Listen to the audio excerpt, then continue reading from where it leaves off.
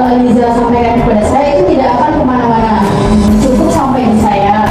Nah itu tadi asas kerahasiaan negara. Oke, sekarang silahkan Mbak Aliza ungkapkan semua yang ada di pikirannya, ceritakan semuanya kepada saya, biar kita sama-sama saling membantu. Silahkan Mbak Aliza. Iya Bu, terima kasih ya Bu ya. Jadi saya merasa nggak termotivasi lagi buat kuliah gitu, karena itu mulai dari saya ngumpulin tugasnya telat, lewat deadline, terus saya tuh sering distract sama handphone, terus udah malas lah Bu gitu.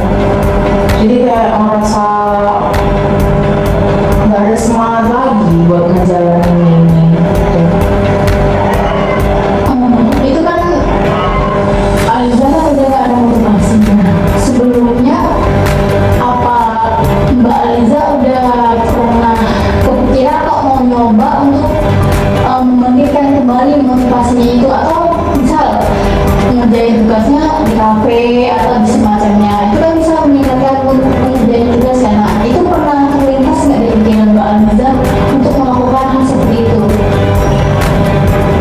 Kalau terlintas sih pernah ya Bu ya, pasti. Cuman kadang balik lagi mau ngelakuin itu tuh balik ke malesnya itu Bu, balik ke males, balik ke kayak ya mending di kamar aja gitu.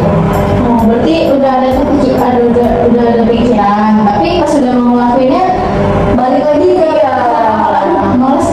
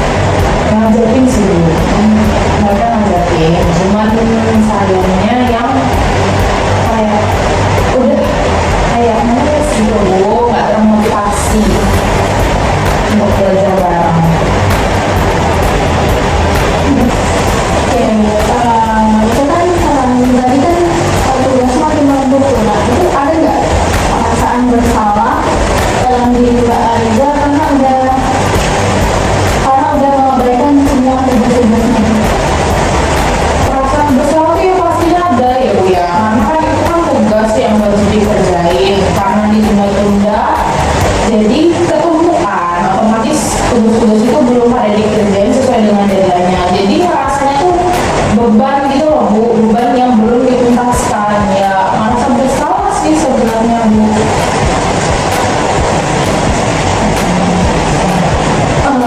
Kalau ada perasaan bersalah, nah terus tapi masih tetap nggak mau mengerjakan kan? Nah itu kalau misal Aliza pernah melampiaskannya nggak?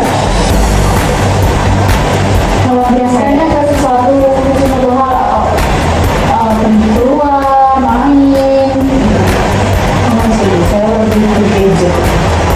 masih dan gadget lah ya.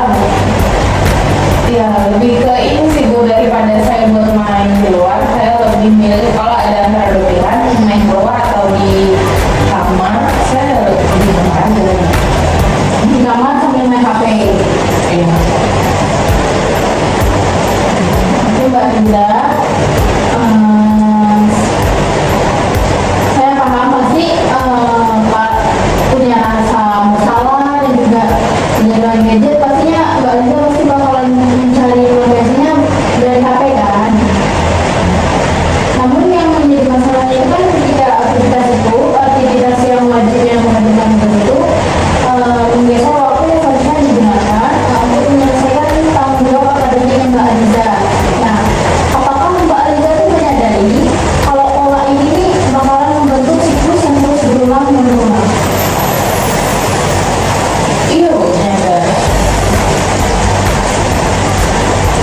Nah, itu Mbak Aliza. Mungkin sadar itu kan penting. Nah, kalau Mbak Aliza udah tahu masalahnya dan itu dan udah tahu permasalahannya, dan itu merupakan langkah awal yang bagus kan. Setidaknya Mbak Aliza udah menyadari, oh masalah aku tuh di sini. Oke.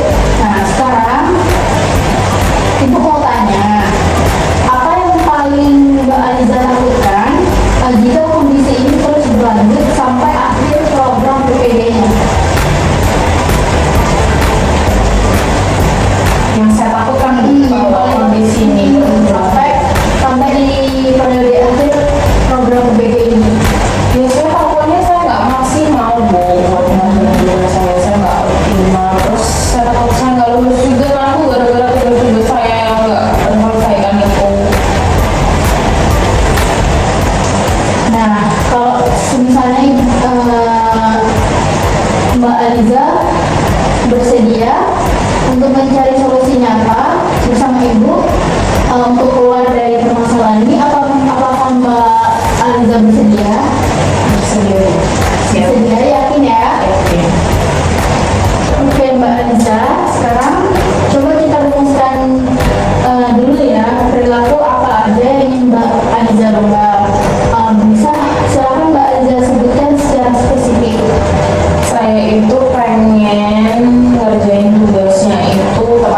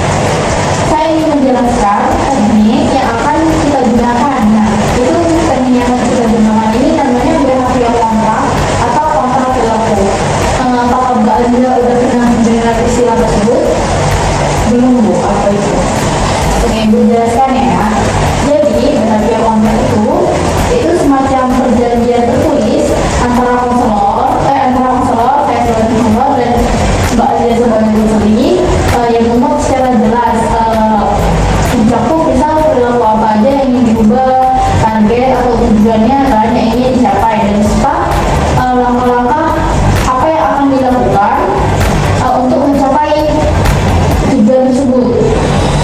Dan juga semua itu ditulis dan ditandatangani oleh kedua pihak, saya tanda tangan dan juga Mbak Liza tanda tangan, sehingga itu ada komitmen yang nyata antara kita berdua. Apakah Mbak Liza bisa memahami? Oh, jadi kayak gitu ya Bu ya. Menarik sih Bu. Terus bedanya sama janji itu apa ya? Oke, pertanyaan Mbak Liza menarik banget. Nah, saya jelaskan ya, perbedaan pengertian kontrak dengan janji biasa itu perbedaannya itu terletak pada keformalan dan komitmennya.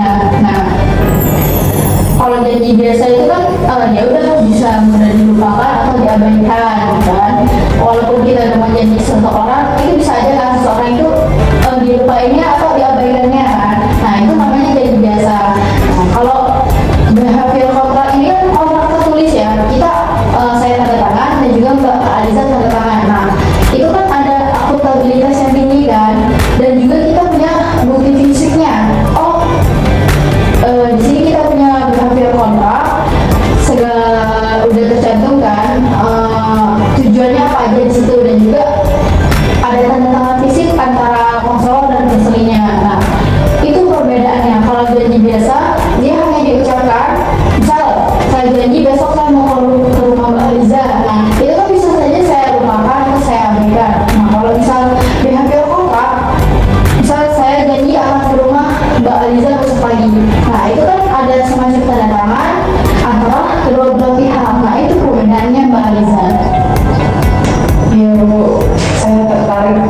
Ayo kita coba Bu.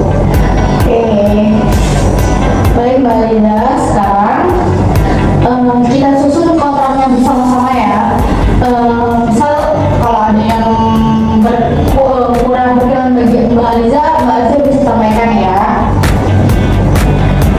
Oke, baik Mbak Liza, sekarang kita susun kontraknya bersama-sama ya.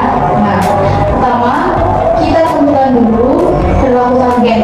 Nah, apa perilaku yang ingin Mbak Liza ubah terlebih dahulu? Saya tuh pengen mengubah perilaku saya yang mas-masan ngerjain tugas Bu. Saya pengen ngerjain tugas itu. Oke, bagus Mbak Liza. Jadi perilaku targetnya itu perilaku target ya, karena Mbak Liza ingin mengubah malas mengerjakan tugas. Jadi perilaku targetnya itu mengerjakan tugas PPG itu minimal 2 hari sebelum batas pengumpulannya. Apakah Mbak Liza setuju?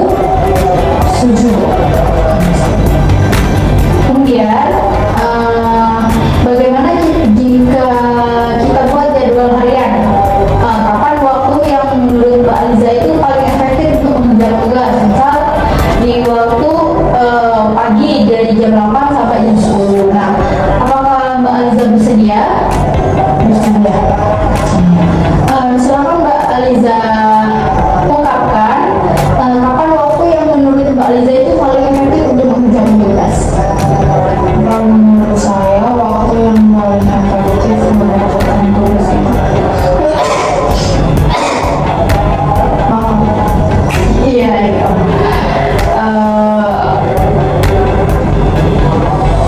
habis maghrib sih Bu.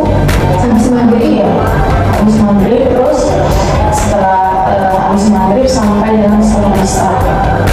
Itu apa Mbak Liza bisa sebutkan spesifiknya?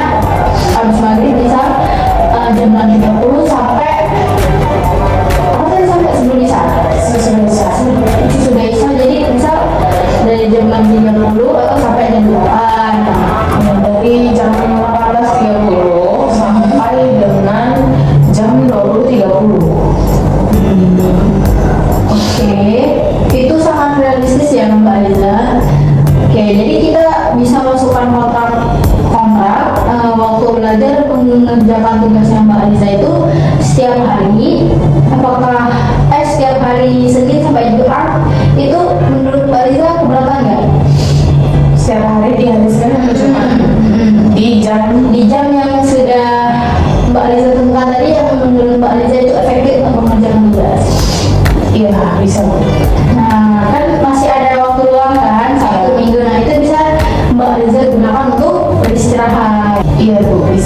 diusahakan. Dan sekarang, nah,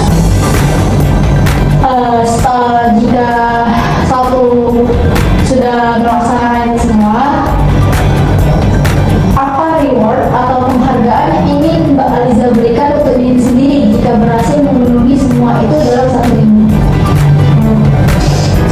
Kalau saya udah berhasil melakukan itu, rewardnya saya pengen maraton drakor sampai tamat. Maraton drakor sampai apa? Ya, oke, ide yang bagus ya Mbak Aliza. Jadi rewardnya kalau berhasil melakukan itu, Mbak Aliza bakalan maraton drakor sampai apa? Ya, Nah, jika sebaliknya, ibu tanya, kalau misalnya Mbak Aliza nggak berhasil ngelakuin itu, nah apa konsekuensinya jika tidak berhasil memenuhi semua itu?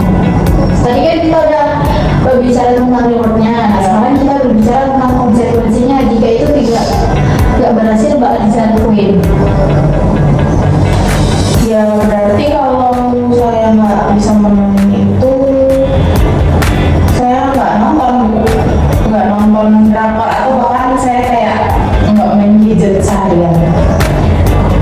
Terus, jadi konsekuensinya ya masuk akal ya.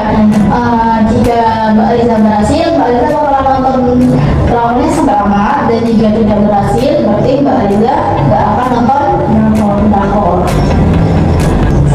Kita masuk ke kelompok ya. Nah, bagaimana kita akan memantau kemajuan Mbak Aliza? Apa Mbak Aliza, sebelum saya mengungkapkannya, apa Mbak Aliza udah punya ide untuk memantau kemajuan Mbak Aliza itu bagaimana? Kayak mana kalau saya buat tugas harian, jadi tugas-tugas yang udah selesai itu saya centangin Bu, gitu. Ya, ide yang sangat bagus Mbak Aliza. Jadi untuk memantau kemajuan Mbak Aliza, jadi Mbak Aliza bakalan membuat checklist harian, dan jika udah ada tugas yang terselesaikan, berarti Mbak Aliza akan mencetak di checklist harian tersebut ya. Iya Bu. Kalau misal Ibu tambahkan setiap akhir minggu, apakah Mbak Aliza bersedia untuk mengirimkan foto checklist tersebut kepada Ibu melalui WA, itu sebagai bentuk laporan. Misal di akhir minggu, berarti hari Minggu ya, so Mbak Aliza udah ada satu yang berhasil mengerjakan tugasnya dan udah Mbak Aliza cetak. Nah, apakah Mbak Aliza bersedia mengirimkannya itu kepada saya setiap akhir minggu? Iya bersedia, bisa saya coba. Baik, sekarang saya bacakan terlebih dulu ya isi kontrak secara keseluruhan yang udah kita bicarakan tadi. Nah, Mbak Aliza bisa dengarkan baik-baik, dan jika ada yang ingin diubah atau berubah pikiran, silakan Mbak Aliza sampaikan saja. Iya Bu, saya bakal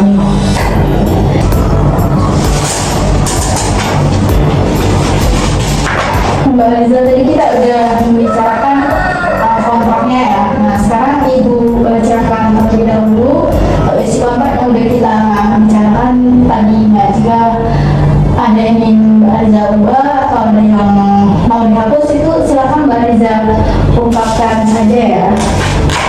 Iya Bu, baik.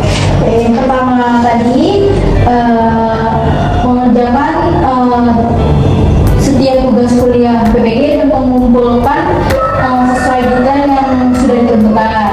Baik, itu yang pertama. Yang kedua, mengerjakan tugas setiap hari mulai dari hari Senin sampai hari Jumat,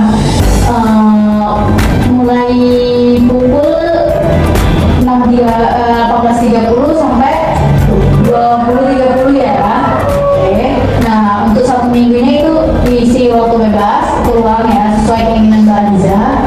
Dan yang ketiga, minimal 90% tugas itu dikumpulkan tepat waktu ya, setiap minggunya. Ya, dan yang keempat, Mbak Aliza membuat checklist harian dan mengirimkan isi laporan mingguannya kepada saya. Oke. Dan yang kelima,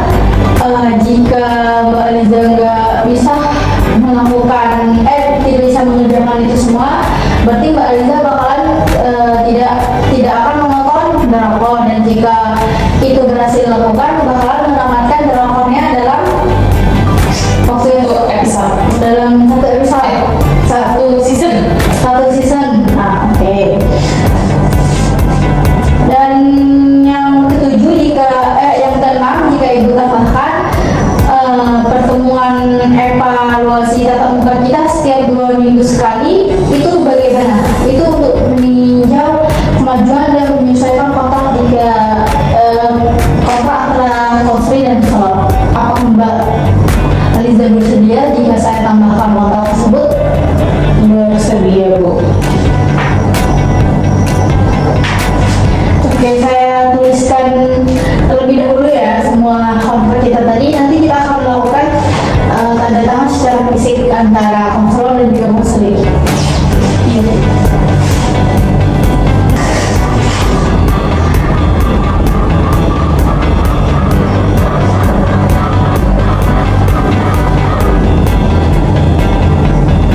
Oke Mbak Liza, di sini harga kontraknya sudah tertulis di dalam atas ini. Nah, silahkan Mbak Aliza tanda tangan di bagian konseling sini dan saya juga akan tanda tangan di bagian konselornya. Oke, apakah Mbak Aliza dengan senang hati bersedia? Iya, bersedia. Oke, silahkan Mbak Aliza tanda tangan di sini.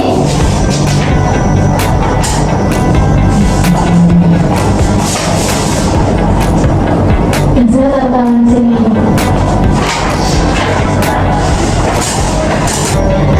Oke Mbak Aliza, kita sudah selesai menyusun dan juga kita udah tanda tangan kontrak pelaku di kertas ini. Nah, saya sangat senang sekali melihat kesungguhan Mbak Aliza pada hari ini. Nah, sebelum kita tutup sesi konseling kita hari ini, apakah Mbak Aliza bersedia untuk merangkum apa yang sudah kita bahas dan kita sepakati hari ini?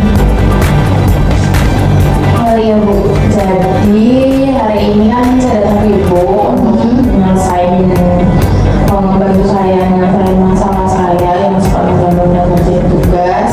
Jadi untuk itu saya dengan Ibu membuat kontrak perilaku untuk saya jalanin untuk membuat perubahan sehingga saya nggak terlambat lagi mempunyai tugasnya. Dan seperti itu. Oke, luar biasa ya Mbak Aliza. Mbak Aliza sudah bisa merangkum semuanya dengan baik. Itu artinya Mbak Aliza menunjukkan kalau Mbak Aliza benar-benar menyimak sesi konseling kita hari ini. Nah, bagaimana perasaan Mbak Aliza setelah sesi konseling ini? Cukup lega ya, Bu ya. Karena sebelumnya saya nggak tahu harus kayak mana sama masalah saya, dan sekarang setelah konsultasi sama Ibu ya cukup lega karena bakal ada tindakan untuk nyelesain masalah. Oke, Mbak Aliza luar biasa ya. Mbak Aliza udah lega dan udah punya plan yang jelas mau menyelesaikan permasalahan ini bagaimana. Alhamdulillah ya Bu, udah merasa lega dan terima kasih juga sama Ibu udah mau bantu dan ngedengerin masalah saya. Saya jadi lega karena terima kasih banyak sama Ibu. Oke, sama-sama ya Mbak Aliza. Saya Ibu juga mengucapkan terima kasih karena Mbak Aliza udah datang untuk menceritakan semuanya kepada Ibu